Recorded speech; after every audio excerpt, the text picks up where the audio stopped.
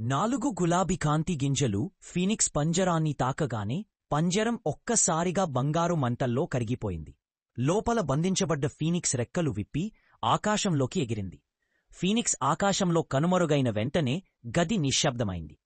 కాని జుహితా చేతిలో ఉన్న గులాబీ గింజలు ఒక్కసారిగా వేడిగా మారి కాంతి మరింత పెరిగింది.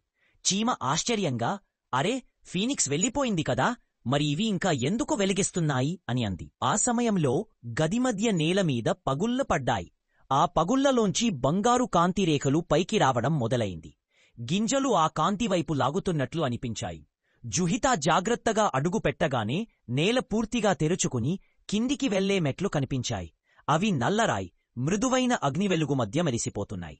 ఇది భూమి లోపలికి వెళ్లే మార్గం. కాని ఎవరు అక్కడ ఉన్నారు అని చీమ కాసేపు వెనక్కి తగ్గింది.